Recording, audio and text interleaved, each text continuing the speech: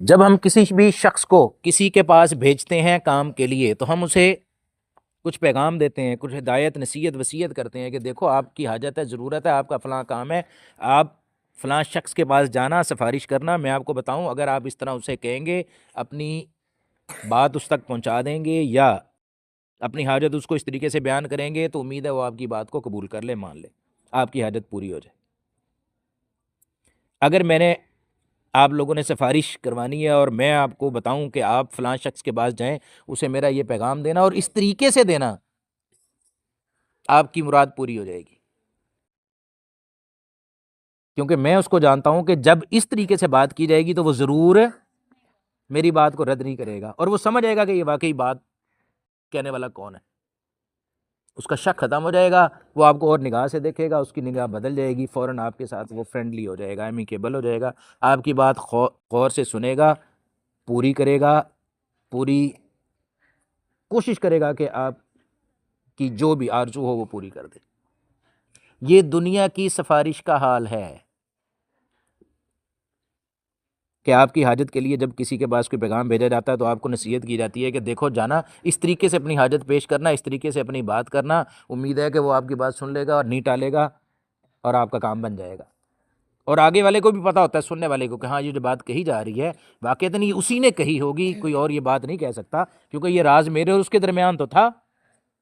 کسی اور کو تو اس راز کی خبر ہی نہیں ہے۔ یہ جو بات بچہ لے کے آیا ہے، یہ یا اس کو پتہ تھی یا مجھے پتہ تھی، اب اس نے یہ راز کی بات جب مجھے بتا دی تو یقینی طور پہ درمیان میں اور کوئی نہیں ہے، یہ وہی خاص راز کی بات تھی، لہٰذا یہ یقین ہو گیا، اسٹیبلش ہو گیا کہ کہنے والا اور جس کو کہا جا رہا ہو، یہ درمیان میں جو آدمی پیغام لے کے جانے والا ہے نا، اس نے اوریجنل بات وہاں تک پہنچا دی، اب اس کی مراد پوری ہوگی۔ اب سنو، میں بندہ ہوں، میری حاجت ہے، اللہ پاک سے میں نے مانگنی ہے، وہ حاجت روا ہے، وہ خالق ہے، مجھے میرے نبی نے کہا ہے، تمہاری سفارش کر رہا ہوں، طریقہ تمہیں میں بتا دیتا ہوں، اس طریقے سے جا کے مانگ لینا، حاجت ضرور پوری ہوگی۔ دیکھو، جب مشکل میں پڑ جاؤ اس طریقے سے دعا مانگ لینا، جب بیمار ہو تو کہہ دینا اللہم اشفنی واشفی مرضانا و مرض المسلمین، طریقہ میں بتائے دیتا ہوں، مانگ اللہ سے لینا، حاجتیں تمہاری ہوں گی، سفارش پہ میرے یہ اسی طرح مانگو گے، وہ اسی طریقے سے عطا کرے گا، اس کو پسند ہے، میں تمہیں بتانے لگا ہوں۔ نبی پاک صلی اللہ علیہ وسلم اس امت کو بتا رہے ہیں کہ دیکھو طریقہ میں تمہیں بتائے دیتا ہوں، مشکل میں تم ضرور پھنسو گے، حاجتیں تمہیں ضرور درپیش ہوں گی، حاجت دربار وہی ہوگا، طریقہ میں بتائے دیتا ہوں، طریقہ یہی رکھتے رہنا، حاجت تمہاری ساری پوری ہوتی رہے گی۔ اس کو انبیاء کی دعائیں کہتے ہیں، یہ سنت والی دعائیں کہلاتی ہیں۔ اس میں نبی پاک صلی اللہ علیہ وسلم نے ہمیں بتایا، طریقہ میں بتائے دیتا ہوں، خاتمہ ایمان پہ ہو جائے گا، ربنا لا تزغ قلوبنا بعد اذ ہدیتنا وہب لنا من لدنک رحمہ انک انت الوہاب پڑھا کرو۔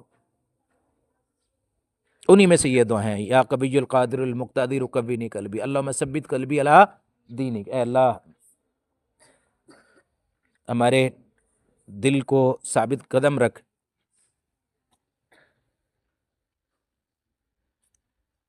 یہ اور اس طرح کی بہت ساری اور دعائیں، یہ جتنی دعائیں ہیں یہ ساری دعائیں راز کی باتیں ہیں، خاص باتیں ہیں، انبیاء کی اپنے رب کے ساتھ راز و نیاز کی باتیں ہیں،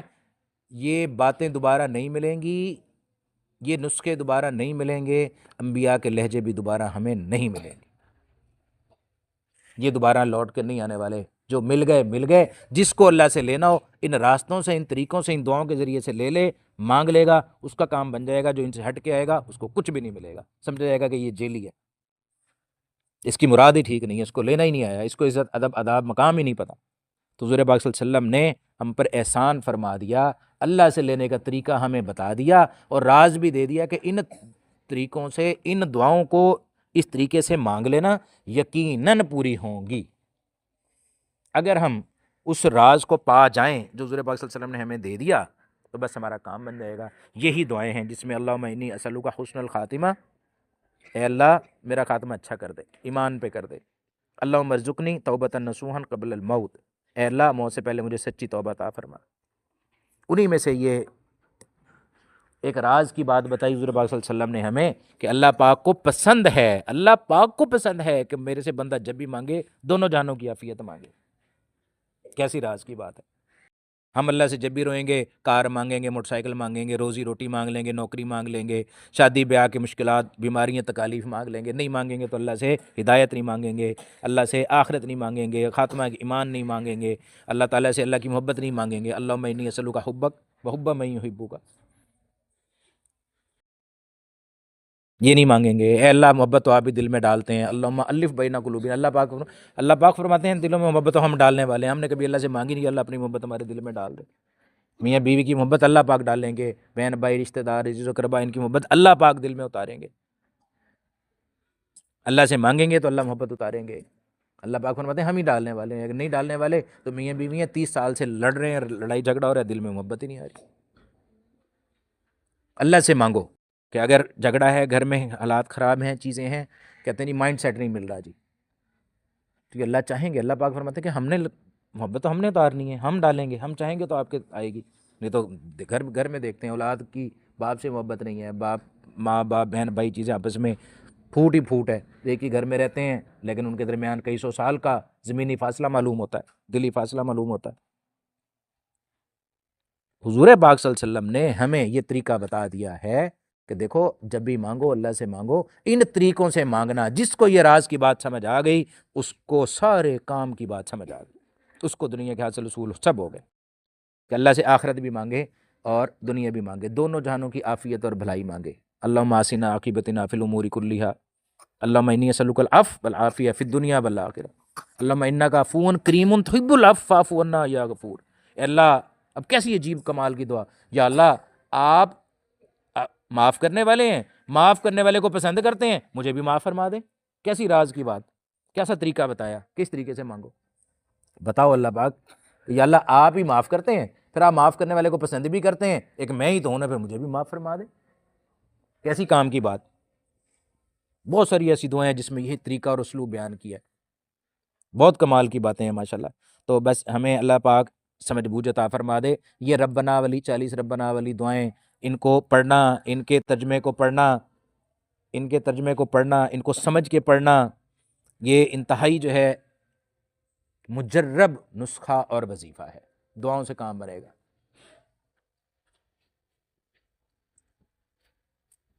جتنی دعائیں مانگیں گے، دعائیں مانگنی آ جائیں گی، اتنی حاجتیں ہماری پوری ہونا شروع ہو جائیں گی۔ اگر دعائیں مانگنی آ گئیں، اور خاص طور پہ یہ دعائیں یہاں مانگی جا رہی ہیں، ان کو لکھیں، ان کا ترجمہ لکھیں،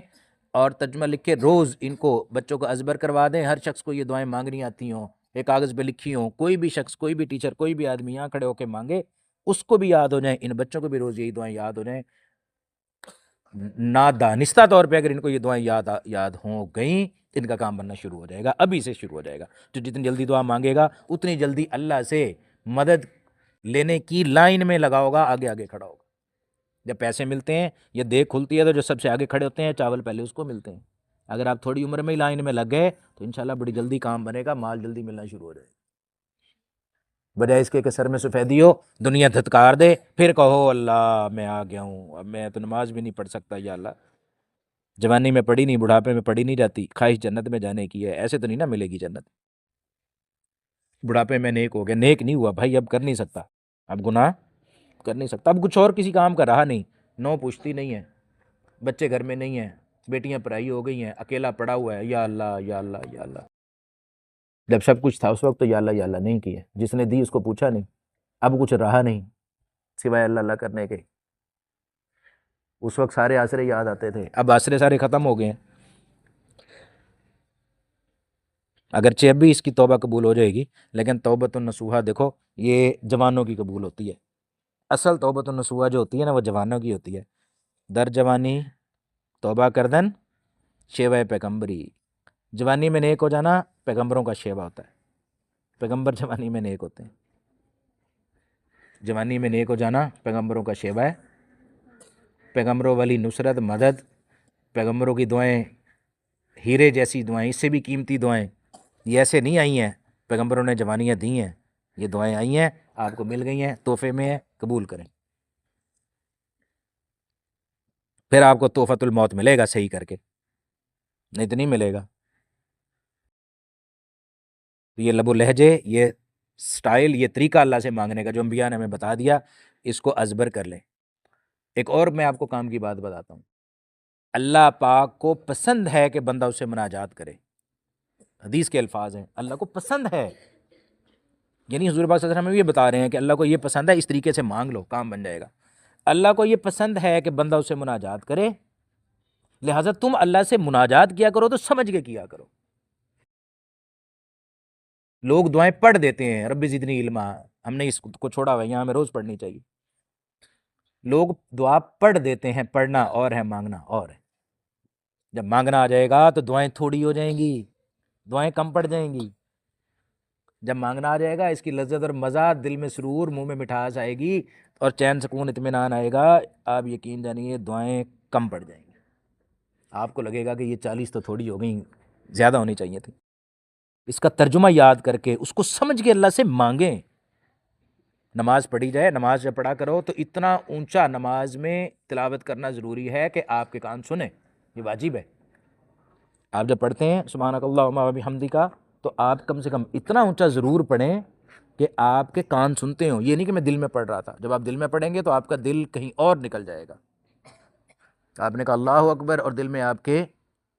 میں نے دہی لینے جانا تھا، گھر والوں نے مجھے کام کا چکن بھی لینا ہے، میں نے موٹر سائیکل میں ہوا بھی نہیں ہے، پیٹرول بھی ڈلوانا تھا، واپسی وہاں سے میں نے لوڈ بھی کروا کے آنا ہے، آپ کھڑے نماز میں، دماغ آپ کا باہر چوک مارا سے گھوم پھر کے کہیں سے کہیں آ گیا، 2-4 کلومیٹر کا راؤنڈ کر کے اتنے میں السلام علیکم ورحمۃ اللہ، السلام علیکم ورحمۃ اللہ، نماز ختم۔ آپ نماز میں تھے ہی نہیں، آپ بھائی نماز میں نہیں تھے، کہیں اور تھے۔ اس لیے مثل مشہور ہے، جو چیز بھول جائے، یاد نہ آتی ہو، نماز کی نیت کر لو، یاد آ جائے گی۔ شیطان یاد دلوا دے گا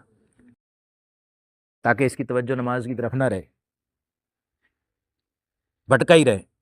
بہت ساری خواتین اللہ اکبر نماز میں کھڑی ہیں، اللہ اکبر نیت نہیں تھی، پہلے وضو ایسا کیا کہ اس میں دھیان نہیں تھا، بچوں کو سامنے لے کے آ جائے گا، شوہر کی حاجتیں لے کے آ جائے گا، بچے لڑنا جھگڑنا شروع کر دیں گے، شوہر کی حاجتیں یاد آ جائیں گی، کوئی ڈر خوف آ جائے گا، کوئی پیار محبت کی چیزیں یاد آ جائیں گی، توجہ سے لائن ٹریک سے اتر گیا حالت نماز میں، اتنے میں السلام علیکم ورحمۃ اللہ، السلام علیکم ورحمۃ اللہ، چلو میری نماز ہو گئی۔ جس نے بے دھیانی سے نماز پڑھی، اس کا وضو بھی تو بے دھیانی والا تھا۔ اب اس کی دعائیں کیسی ہوں گی؟ اس کی دعاؤں میں یہی ہوگا، ہاتھ اٹھا کے ربنا آتنا فی الدنیا حسنہ فی الآخرۃ حسنہ، لیکن توجہ پیچھے ہوگی کہ کہیں میرا سالن تو نہیں جل رہا۔ اسے پتہ ہی نہیں کہ میں نے کیا مانگی، میں نے کیا مانگا ہے۔ اس نے تو یہ ایسے ہی ہے جیسے ہاتھ اٹھا کے ربنا آتنا پڑھا، یا آپ نے ربنا ہاتھ اٹھا کے ٹوئنکل ٹوئنکل لٹل اسٹار پڑھ دیا، نہ اس کا پتہ ہے نہ اس کا پتہ ہے۔ اگر آپ نے سمجھ کے نہیں پڑھا نماز کو، اگر آپ نے سمجھ کے نہیں مانگی ہیں دعائیں، تو آپ کو پورا نفع حاصل اصول نہیں ہو سکتا۔ تو مہربانی کر کے نماز ترجمے سے یاد کریں، دعائیں ترجمے سے یاد کریں، اور اتنا اونچا پڑھیں کہ آپ کے کان سنیں آپ کی آواز کو۔ سبحان ربی العظیم، سبحان ربی العظیم، سبحان ربی العظیم، سبحان ربی الاعلی، اس کا مطلب کیا آپ کو آتا ہو؟ اگر آپ یہ کر کے پڑھیں گے کہ آپ کا کان سنتا ہو، آپ کی توجہ ادھر ادھر نہیں ہوگی، آپ ڈسٹریکٹ نہیں ہوں گے، آپ ٹو دی پوائنٹ رہیں گے، آپ کا پورا دھیان بنا رہے گا نماز کے اندر، آپ کو لگے گا میں نے آج نماز پڑھی ہے، آپ کے دل کو لگے گا کہ آج واقعی میں نے عبادت کی۔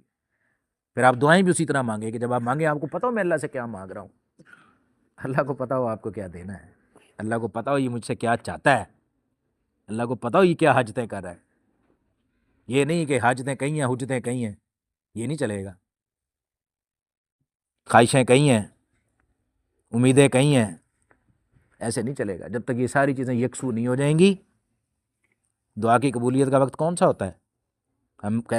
ڈھونڈ رہے ہیں، وہ گھڑیاں ساتیں ڈھونڈ رہے ہیں کہ دعا کی قبولیت کا وقت ہمیں پتہ لگ جائے۔ دعا کی قبولیت کا وقت وہ ہوتا ہے جب آپ کا دل، دماغ، سوچ، فکر، توجہ سب مل کے ایک خاص جگہ پہ مرکوز ہوتی ہیں، دعا صورت قبول ہو جاتی ہے۔ اس میں اوقات کا بھی عمل دخل ہے، لیکن سب سے زیادہ جو چیز وہ آپ کی اپنے اخلاق، اخلاص، توجہ کا معاملہ زیادہ ہے۔ جب آپ ان ساری چیزوں میں یکسوئی اختیار کرتے ہیں، آپ کی دعا قبول ہو جاتی ہے۔ بے توجہی اور بے دھیانی سے کی ہوئی دعا ہوا میں کہیں رہ جاتی ہے۔ بعض کا تو نماز پڑھی ہوئی مومن کے منہ پہ مار دی جاتی ہے۔ تو اس لیے سنگاڑے بند کرو، اس لیے جب بھی دعا مانگے انتہائی توجہ سے، دھیان سے مانگیں، سمجھ کے مانگیں، جو جو حاجت ہے اس کی دعا یاد کر لو۔ صبح دوپہر شام نمازوں میں، رکوع میں، سجود میں، نوافل میں، کبھی کبھی نفل نیت لو، 2 رکعت نماز نفل نیت لو، گھر والوں کو کہہ دو ذرا 15-20 منٹ کے لیے ہمیں نہیں آپ نے ہلانا جلانا پوچھنا، اور ساری دعائیں رکوع میں، قیام میں، سجود میں، 5-6 دعائیں ایک سجدے میں، 5-6 دوسرے سجدے میں، قیام میں، لمبے لمبے سجدوں میں، اللہ سے کہہ کے کہ اللہ یہ چاہیے، یہ دے دے، یہ بنا دے، یہ ٹھیک کر دے، یہ کر دے میرا مسئلہ حل۔ میں پوری لسٹ آپ کو آج عرض پیش کر کے جا رہا ہوں، میرے لیے آسان کر دے یہ والا معاملہ۔ وہاں لکھی جائے کہ آج بڑی توجہ سے، بڑے دھیان سے، بڑی منت سے، سماجت سے، لجاجت سے کسی شخص نے عرش کا دروازہ کھٹکھٹایا ہے۔ واقعی سائل تھا، سوالی تھا، مانگتا تھا، باقی تو آوازیں لگا کے چلے جاتے تھے۔ یہ کھڑا رہا، رکا رہا، بار بار ایک ہی چیز مانگتا تھا مجھ سے۔ سوالی آپ کے دروازے پہ ہے اور دور سے آواز لگا کے نکل جائے، اور ایک وہ سوالی آیا اور آگے کھڑا ہو جائے اور بار بار اپنی ایک ہی بات مختلف زاویوں سے کہتا رہے۔ پتہ لگ جاتا ہے کہ ان میں سے خالص مخلص کون ہے، حاجت مند اصل کون ہے، ضرورت مند اصل کون ہے۔ یہ واقعی لے کے جانے والا ہے، پکا ہے، یہ جم گیا، ٹک گیا ادھر ہی، وہ لے کے جاتا ہے پھر، نہیں تو نہیں ٹلتا۔ مسلمان کو اتنا تو ہونا چاہیے، کھولیں یا نہ کھولیں در، اس پہ ہو تیری کیوں نظر، تو بس اپنا کام کر، یعنی صدا لگائے جا۔ انسان کے ذمہ یہی ہے، کچھ بھی ہو جائے مایوس نہ ہو، نفس اور شیطان کو پیچھے چھوڑ دے، نفس اور شیطان کو مغلوب کر دے، اپنی روح کو اتنا طاقتور کر دے۔ اور یہ کیسے ہوگی؟ ذکر اذکار سے ہوگی، اور ذکر اذکار میں استغفار اور درود شریف کی کثرت۔ استغفار کرنے والے کو اللہ پاک 4-5 ایسے انعامات عطا فرما دیتے ہیں جو انسان کی پہلی بنیادی ضروریات میں سے۔ فَقُلْتُ اسْتَغْفِرُوا رَبَّكُمْ إِنَّهُ كَانَ غَفَّارًا، اپنے رب سے استغفار کیا کرو، بے شک وہ بخشنے والا ہے، رحم کرنے والا ہے، معاف کرنے والا ہے۔ آگے یرسل السماء علیکم مدرارا، اگر آپ استغفار کریں گے تو آپ کے اوپر کیا کرے گا؟ بارش برسائے گا، آپ کو بارشیں دے گا۔ آگے وَيُمْدِدْكُمْ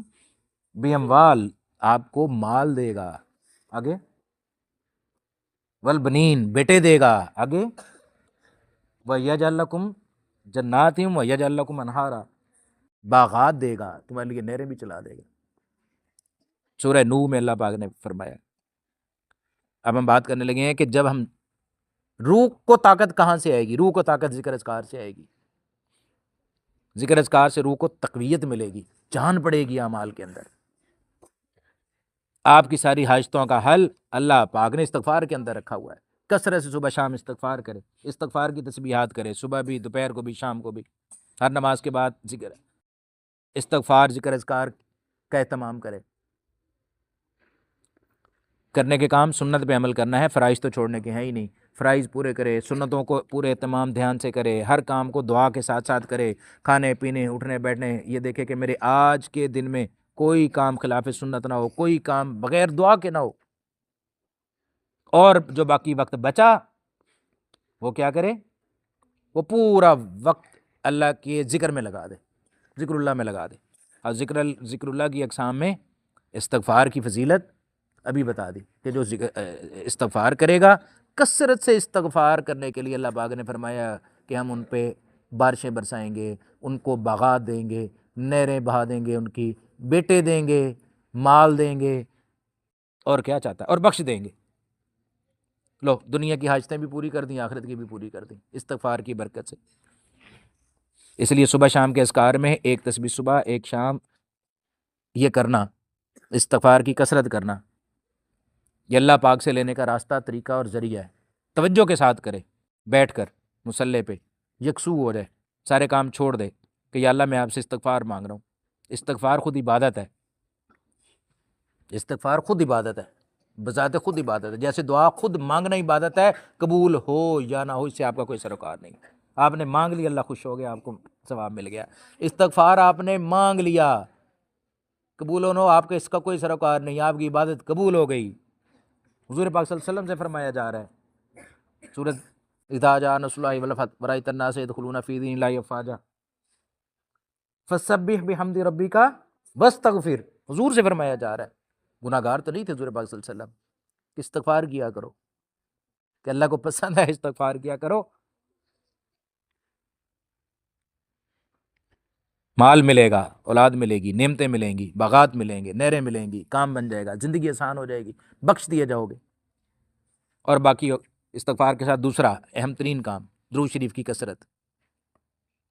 درود شریف کی کثرت کرنے سے ایک دفعہ درود شریف پڑھنے والے پہ اللہ پاک کیا کیا انعامات فرماتے ہیں؟ 10 گناہ معاف ہوں گے۔ ایک دفعہ درود شریف پڑھنے پہ 10 گناہ معاف ہوں گے، 10 نیکیاں ملیں گی، جنت میں 10 درجات بلند ہو جائیں گے، اور اللہ پاک کی 10 رحمتیں نازل ہوں گی۔ درود شریف کی کثرت سے گناہ مٹتے رہتے ہیں، نیکیاں بڑھتی رہتی ہیں، جنت میں درجات بڑھتے رہتے ہیں، اور اس سے اعلیٰ کیا وظیفہ اور کیا راز کی اور کام کی بات ہوگی، رزق میں اضافہ ہوتا رہے گا۔ آپ کی غیبت سے محفوظ رہتے ہیں۔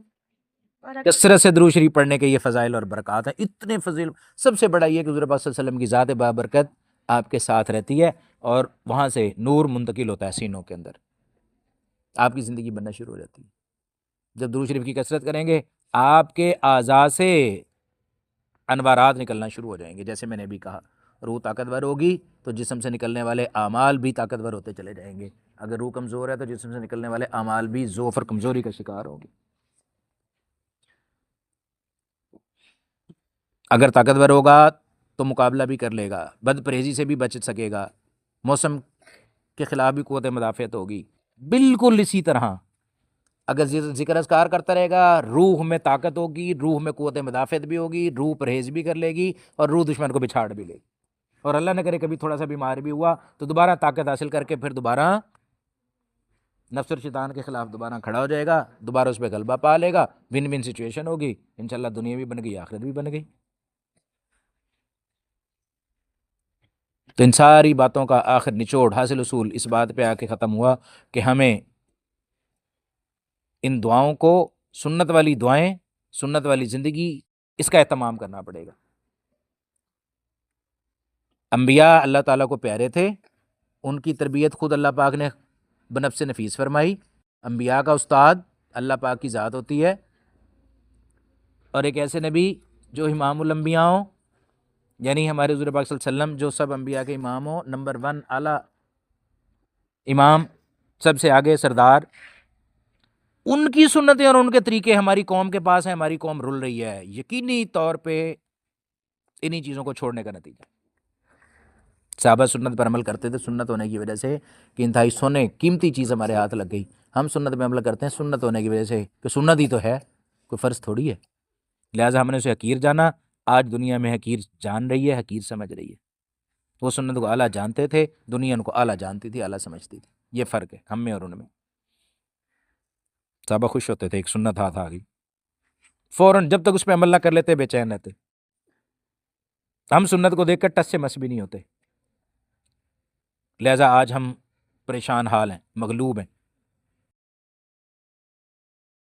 جتنی متبع سنت زندگی ہوتی چلی جائے گی، حضور پاک صلی اللہ علیہ وسلم کی ذات سے اتنا انس اور محبت ہوتا چلا جائے گا، حضور پاک صلی اللہ علیہ وسلم کی ذات بابرکت کے فیوز و برکات اس انسان کے جسم کے اندر آنا شروع ہو جائیں گے، اس کی سوچ میں، اس کی زبان میں، اس کے دماغ میں، اس کے ہاتھ پاؤں، ناک، کان، منہ، اعضاء سے حضور پاک صلی اللہ علیہ وسلم کی مبارک نورانی زندگی والے اعمال جب شروع ہو جائیں گے، اس کی زندگی بدل جائے گی۔ اسی کے بارے میں اللہ پاک فرماتے ہیں کہ میں بندہ مومن کا ہاتھ بن جاتا ہوں،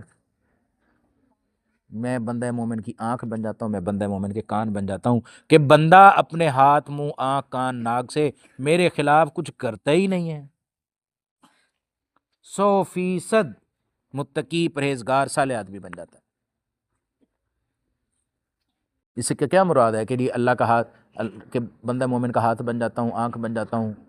کان بن جاتا ہوں، مطلب اپنے آنکھ، ناک، ہاتھ، منہ، زبان سے اپنے رب کے خلاف کوئی کام کرتا ہی نہیں ہے۔ جب بھی کرے گا اس کے ہاتھ سے، اس کے جسم سے جو بھی کام سرزد ہوں گے، سارے اللہ کے حکم اور نبی کے طریقے سے ہوں گے، 100% ان کی رضا اور منشا اور مرضی کے مطابق ہوں گے۔ اس کی رضا، مرضی، منشا ختم ہو جائے گی۔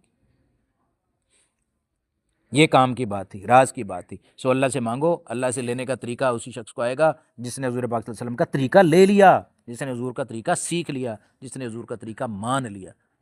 انہی دعاؤں کا اہتمام کرے، انہی طریقوں سے کرے، کثرت سے دعاؤں کا اہتمام اللہ کی ولایت کا سبب بنتا ہے۔ کثرت سے درود شریف اللہ سے ولایت کا سبب بنتا ہے، کثرت سے استغفار کی پابندی اللہ سے ولایت کا سبب بنتی ہے۔ یعنی دوسرے الفاظ میں کثرت سے استغفار کرنے والے کو اللہ پاک اپنا ولی بناتے ہیں،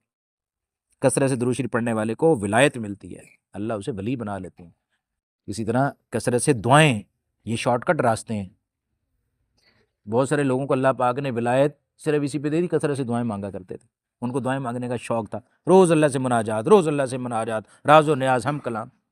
کھاتے پیتے اٹھتے بیٹھتے سوتے، یا اللہ میرا کام حل کر دے، یا اللہ میرا مسئلہ حل کر دے، یا اللہ مجھ سے راضی ہو جا، یا اللہ اپنی محبت دے دے، اپنے نبی پاک صلی اللہ علیہ وسلم کی محبت دے دے۔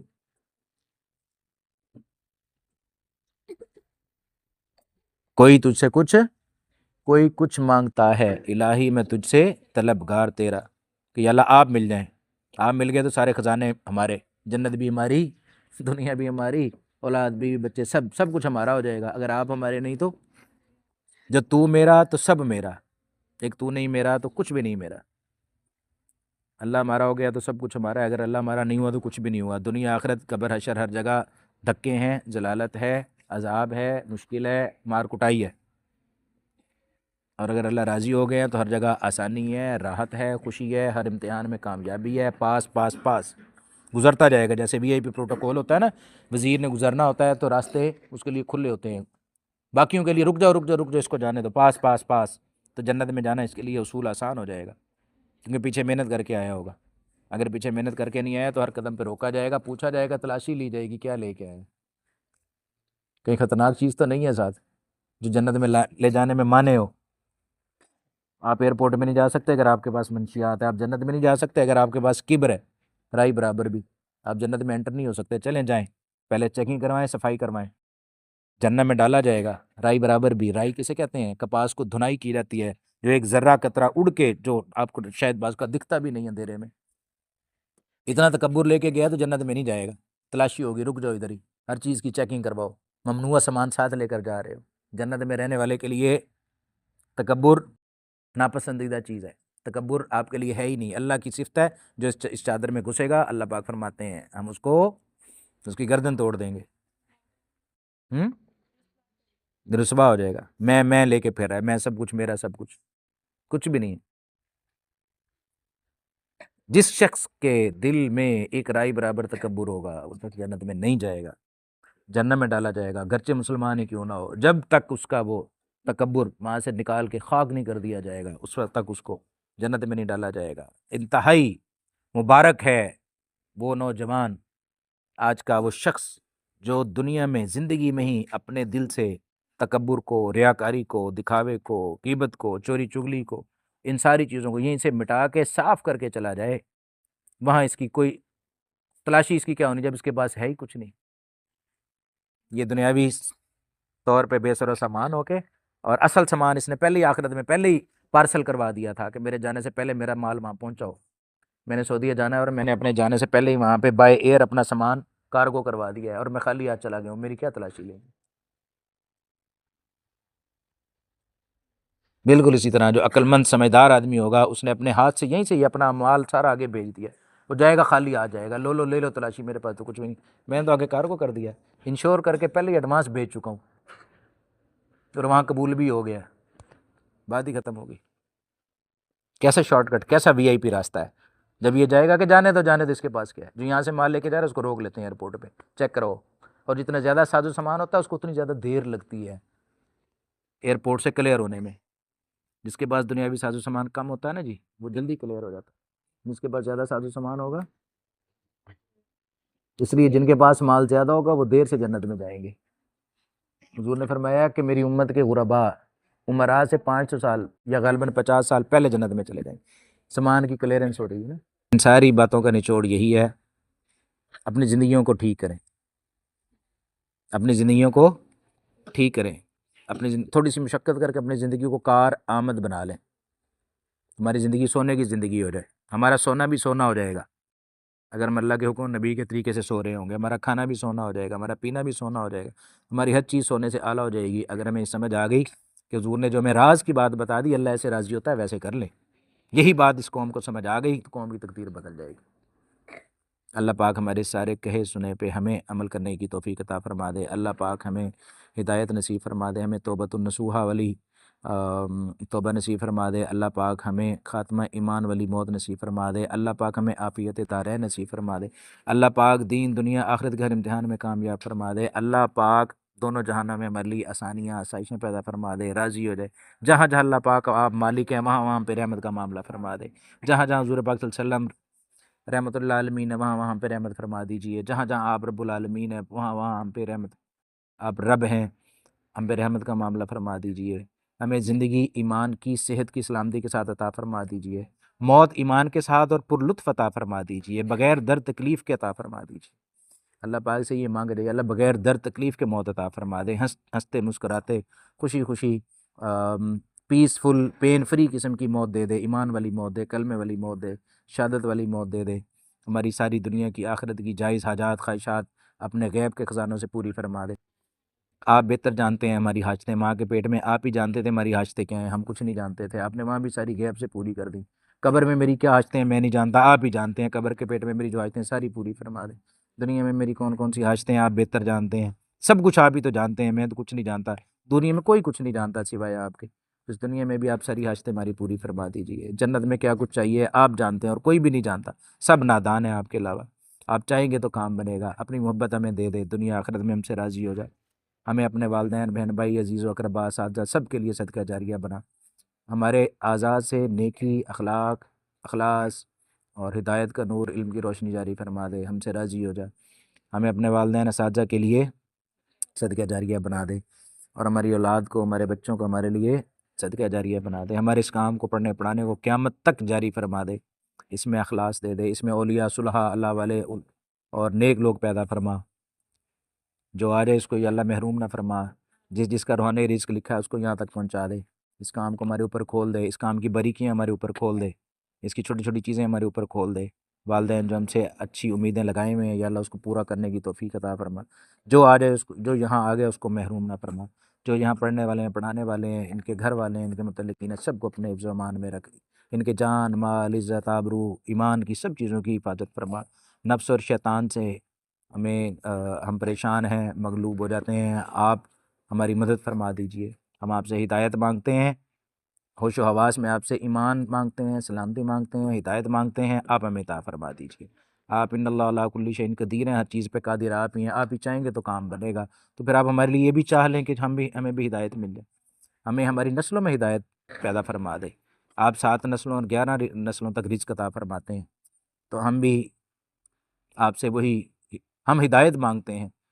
اولاد بھی رزق ہے، مال بھی رزق ہے، ہدایت بھی رزق ہے،